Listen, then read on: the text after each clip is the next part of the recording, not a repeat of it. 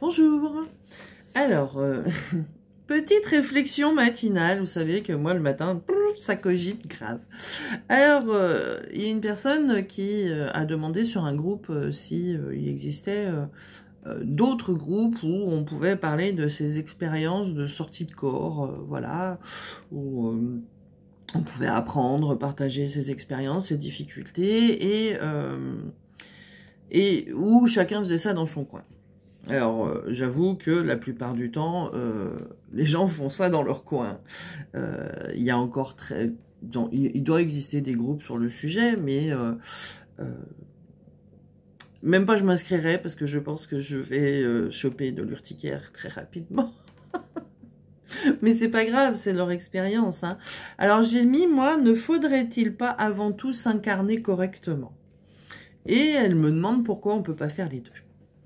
Alors j'adore ce genre de conversation étant donné que je réponds de façon très instinctive généralement, et quand la personne pousse un petit peu plus loin la conversation, ce que j'espère toujours un petit peu, cela me pousse moi à réfléchir sur le sujet et à en parler. Ce que j'ai expliqué à cette personne, c'est que les consciences ont une fâcheuse tendance à s'incarner. Voilà, elles veulent faire l'expérience de l'incarnation, quel que soit le type d'incarnation. Là, en l'occurrence, la mienne fait l'expérience de l'incarnation dans un véhicule humanoïde terrestre de type féminin. Et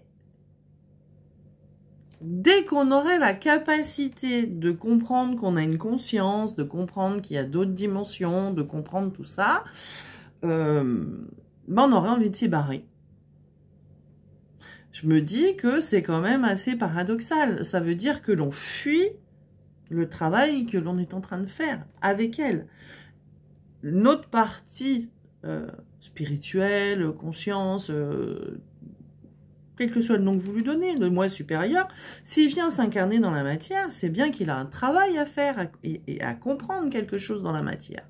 Donc j'ai expliqué à cette personne que déjà il fallait avoir une connaissance des mondes ésotériques assez poussée, parce que il y a un petit peu tout et n'importe quoi, être sans croyance et surtout sans attente.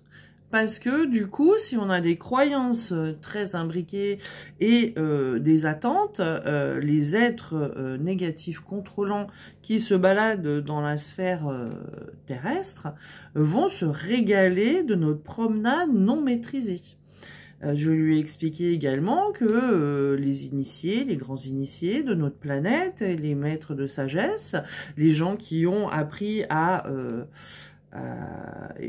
faire ces choses-là, ont pas commencé, disons, ont commencé par apprendre la moitié de leur vie, à comprendre l'autre moitié de leur vie, et ensuite à expérimenter.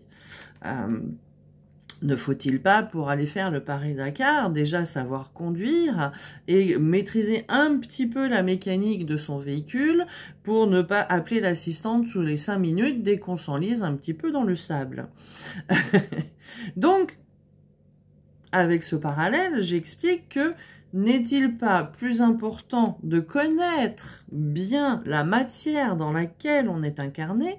Car moi, depuis que je suis vraiment en osmose avec ma partie subtile, depuis qu'elle est vraiment là, présente, je vis un ici et maintenant et une félicité qui me donne pas envie de me barrer, en fait, qui me donne envie d'expérimenter, de transcender cette matière pour que tout cet amour, cette compassion, cette tolérance et cette ouverture rentrent dans chacune de mes cellules. Et que je vive au quotidien cette félicité et limite cette béatitude, en fait, qui est incarnée. Pourquoi j'aurais envie de me barrer? J'avais envie de me barrer quand ma vie, c'était la merde. Alors, je dis pas que ma vie, elle est parfaite. Si je vous expliquais ce que je vis en ce moment, elle est loin d'être parfaite. Mais c'est pas grave.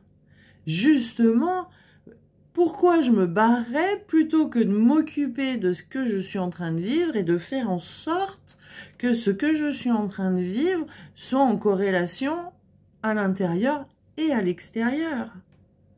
Si je transcende la matière par cette incarnation pleine et entière et en pleine conscience, quand moi je vais quitter cette terre parce qu'à un moment donné mon véhicule a une certaine obsolescence, j'espère le plus tard possible bien entendu, cette information de vie fusionnée que l'on va avoir ensemble, on n'est même pas que je vais avoir dans cette matière, cette expérience, je vais l'emmener avec moi dans ma partie subtile. Je vais l'emmener et je vais la partager avec les autres. Et je vais aller l'expérimenter sur mes autres lignes temporelles, mes autres lignes d'incarnation. Et peut-être que sur une de mes autres lignes, je suis incarnée dans une entité négative contrôlante et qui par l'expérience que j'aurais menée ici dans ce corps, eh ben, ma conscience arrivera mieux à incarner ce véhicule et à lui faire comprendre que contrôler les autres, ça sert à rien. Le contrôle, la maîtrise, c'est je me contrôle moi. Je me maîtrise moi, je me connais moi. Et en fonction de ça, je donne chaque jour à l'autre et à moi-même le meilleur en fait. C'est ça le but, c'est se donner également à soi-même le meilleur. Parce que si on exige des autres la perfection et que nous, on n'a qu'une envie, c'est de se barrer, c'est quoi le but du jeu? Non, on est ici, on est incarné, on a une conscience, on est cette conscience incarnée. Moi, depuis que j'ai fait la paix avec moi-même, mais c'est juste que du bonheur. Et certes, il y a encore des choses du quotidien qui viennent m'agacer et qui viennent me décaler certaines fois, mais plus ça va, plus je me recale rapidement. Plus je me connais, plus je connais mes fichiers erronés, plus je sais pourquoi je suis décalée et plus je peux revenir à moi-même le plus rapidement possible. Plutôt que d'accuser les circonstances, les personnes en face de moi ou même les entités négatives contrôlantes. Si elles ont emprise sur moi, c'est que j'ai encore des failles. Si elles ont capacité à me leurrer, c'est que j'ai encore des croyances erronées. Si je me connais, si je me répare, si je m'aime, elles ne pourront rien. Et une fois que je serai sortie de ce corps, je pourrai expérimenter, voyager, aller voir. Mais j'ai déjà toute cette expérience à l'intérieur de moi. J'ai déjà toute cette expérience à l'intérieur de cette vibration que j'ai intégrée. Et il me suffit de me reconnecter à ma mémoire. Je sais comment ça se passe de l'autre côté. C'est d'ailleurs comme ça que je suis arrivée à cette compréhension dans la matière. Parce que j'ai cherché à comprendre, et j'ai cherché à comprendre non pas par l'extérieur, mais par l'intérieur. En me posant des questions à l'intérieur de moi. Alors, je suis en train d'écrire un livre, j'ai quasiment fini, sur mon expérience de vie, sur les techniques que je pratique et sur même les nouvelles que je viens d'apprendre sur la matière, voilà, sur vraiment le fonctionnement des conflits intérieurs. Et moi, je lis pas. Je lis pas parce que quand je lis, si en ce moment je lis un livre sur les groupes sanguins et l'alimentation en fonction des groupes sanguins, parce que en fonction de notre groupe sanguin, on assimile plus ou moins bien certains aliments parce que ça fait partie de la mémoire génétique de notre corps, en fait. Et vu que j'ai un gros problème de côlon irritable, disons de syndrome de côlon irritable, XXL, c'est très important pour moi de savoir quelle matière mon corps va mieux supporter en fonction de ce qu'il est. Donc, j'explique tout ça, j'écris un livre et je lis pas ceux des autres. Parce que quand je lis un livre, le problème, c'est que quand dans le livre, il y a des informations erronées qui ne correspondent pas à ma mémoire personnelle, ça me fait comme une craie sur le tableau. Et je vous promets que quand on est déjà dyslexique, c'est déjà compliqué de lire. Mais en plus, quand on a cette craie sur le tableau en permanence, en disant « Oh, mais qu'est-ce qu'il raconte là ?» C'est pas du tout facile de lire le livre de quelqu'un d'autre, en fait. L'expérience de quelqu'un d'autre, ça c'est autre chose. La personne parle d'elle-même, parle de ce qu'elle a vécu, de comment elle l'a vécu. C'est juste, ça lui appartient.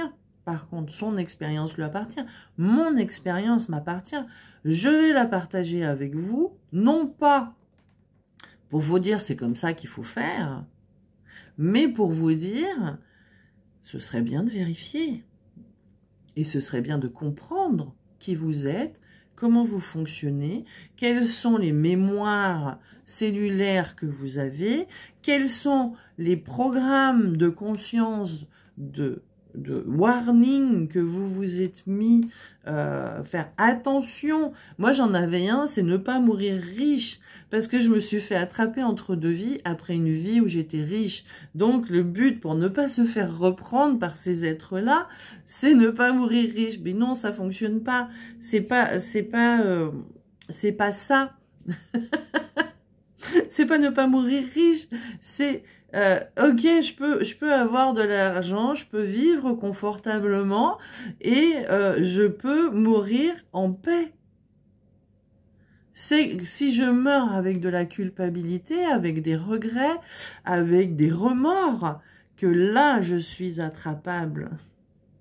Si je vis pleinement dans cette matière, en pleine compréhension de ce que je suis, du fait que je peux commettre des erreurs, et j'en ai commis des erreurs, mais ne pas culpabiliser et faire la paix avec soi-même, que je ne serai pas attrapable après.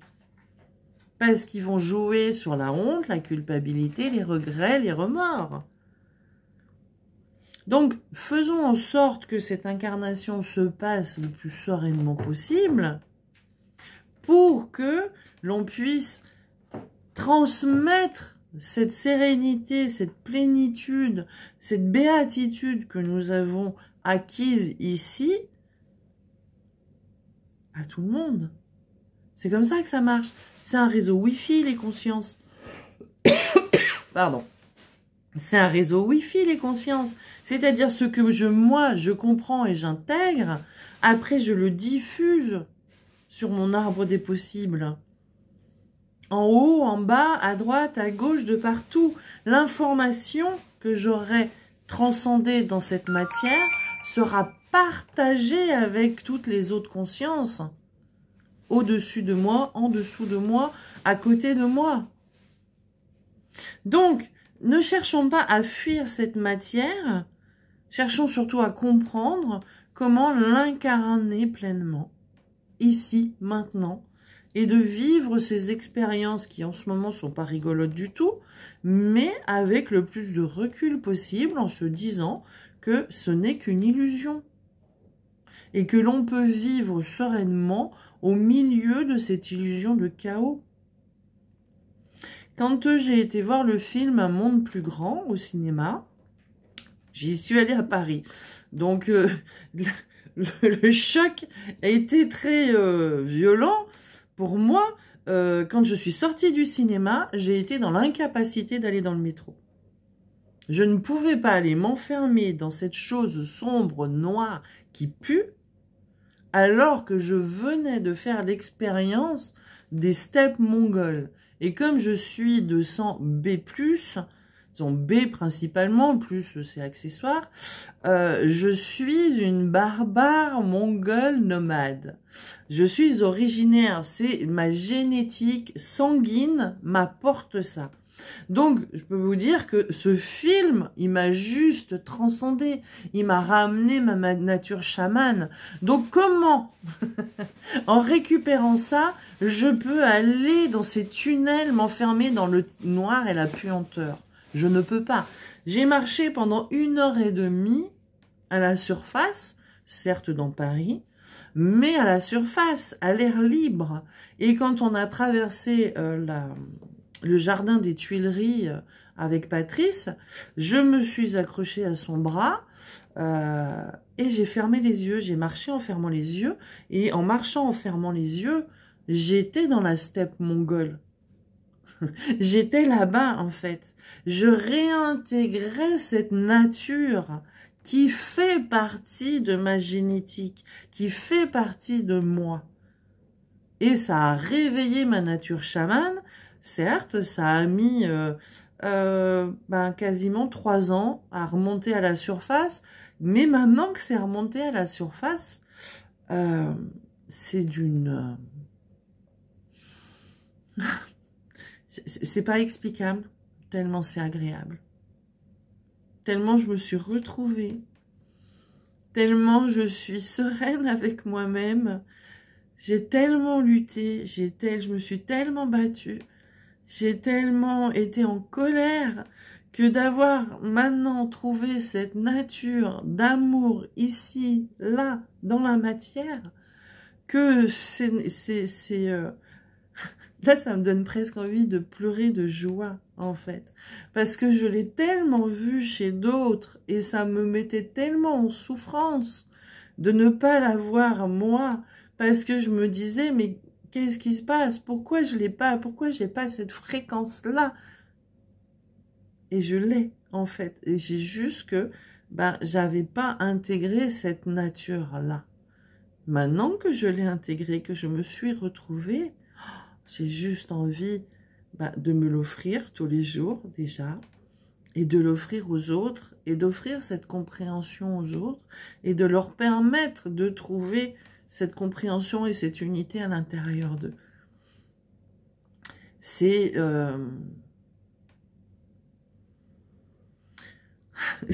Il n'y a pas de mots, en fait. C'est compliqué à expliquer. Tellement c'est subtil, c'est doux, c'est enveloppant. Et j'y ai perdu beaucoup à lutter dans cette matière. Mais j'ai mis beaucoup d'amour sur toutes ces blessures qui se réparent, qui sont en train encore de se réparer pour certaines, et qui font que j'arrive quand même à vivre un quotidien serein, agréable, avec certes des petites anicroches de temps en temps, mais au final, ceux qui me connaissent vont voir la différence en fait. Et j'attends de pouvoir le partager avec chacun, l'offrir à chacun. Aujourd'hui, j'ai eu, non pas aujourd'hui, cette semaine, j'ai eu la visite d'un monsieur qui a trouvé ça aussi à l'intérieur de lui. Et rien que d'être en présence l'un de l'autre sur des discussions un petit peu philosophiques quand même, il m'a mis en modification de conscience. Il a fallu que je raccroche à la matière parce que pouf, je me suis retrouvée, oh là là, mais je voyais plus depuis l'intérieur en fait, je le voyais depuis l'extérieur. Nos deux natures éveillées se sont transcendées l'une et l'autre et on n'a eu qu'une envie, ça faisait 5 minutes qu'on se connaît, mais c'est de se prendre dans les bras l'un de l'autre en se reconnaissant comme des êtres en pleine conscience. Et c'était extraordinaire, extraordinaire. Et c'est ça que j'ai envie de partager maintenant. C'est ça que j'ai envie de... Et ce partage, il peut se faire que dans la matière, en fait. Cette intégration fait partie du chemin de la matière. Donc je vous souhaite à tous d'arriver à ça, parce que, et si vous avez besoin d'aide pour y arriver, je suis là, parce que c'est tellement agréable. Je vous promets, je sais pas comment vous le dire. Alors je vous aime tous, mais vraiment tous. Même tous ceux que vous critiquez à l'heure actuelle, c'est de l'amour qu'il faut leur envoyer, c'est pas de la haine. Parce que ces gens-là, ils ont manqué d'amour. Et ils manquent encore beaucoup d'amour. Ils sont dans une forte dichotomie avec leur partie subtile. Et donc, du coup, il faut leur amener cette unité. Il faut leur amener cette transcendance de la matière pour que ça réveille en eux leur mémoire. Et qu'ils intègrent également cette partie subtile d'eux-mêmes dans cette matière pervertie et corrompue. Si on leur envoie de la haine, on n'a rien compris. C'est de l'amour qu'il faut donner à tout le monde. Je vous embrasse très fort. Alors là, moi, je me verrais depuis il y a quelques années en arrière. Je me dirais, c'est qui cette folle cuculapraline? Mais, et j'avais tort. Alors, notez-le, mettez un petit caillou sur le calendrier. Le 11 mars 2023, Frédéric a reconnu qu'elle avait tort. Parce que c'est pas souvent que je reconnais que j'ai tort. Ça a fait partie justement de mes problématiques sur mon chemin. Et ouais, j'ai eu tort de penser que la force aidait à maîtriser. C'est l'amour qui nous permet de maîtriser. Et ce n'est pas cuculapraline. L'amour est plus fort que le soleil.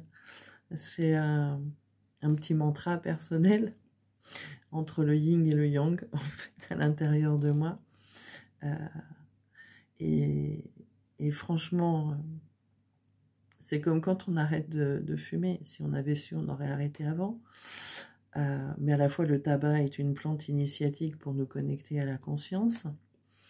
Donc, ce n'est pas non plus complètement un défaut si on le vit en pleine conscience, que c'est pour nous reconnecter à nous-mêmes. On comprendra pourquoi on a besoin de fumer. Mais quand on arrête, ça veut dire qu'on est connecté. Donc, moi, j'ai arrêté de fumer toute seule par moi-même en 2009, en octobre 2009. Et il m'a fallu encore tout ce chemin jusqu'à maintenant pour vraiment, j'ai reconnecté à la conscience, mais pour vraiment intégrer cette information jusque dans la matière, avec tous les tracas et tous les bouleversements que j'ai vécus dans ma vie, il m'a fallu ce temps-là. Il vous en faudra peut-être moins, il vous en faudra peut-être plus. On s'en fiche du temps. Le temps n'existe pas. Ici et maintenant, le temps n'existe pas. J'ai un âge sur le papier. J'ai pas d'âge à l'intérieur de moi. Je suis... un jour, je vais être une enfant qui apprend. Le lendemain, je vais être un sage qui enseigne. Ça dépend qui j'ai en face de moi et où et quoi je suis en train de faire. Voilà. Je vous envoie beaucoup, beaucoup, beaucoup d'amour. Et j'ai le chakra du cœur qui... Et à tout bientôt. N'hésitez pas à me contacter. Tous les soins que je fais, toutes les séances que je les fais en distanciel. Et vraiment, il n'y a rien de comparable à ça. À bientôt.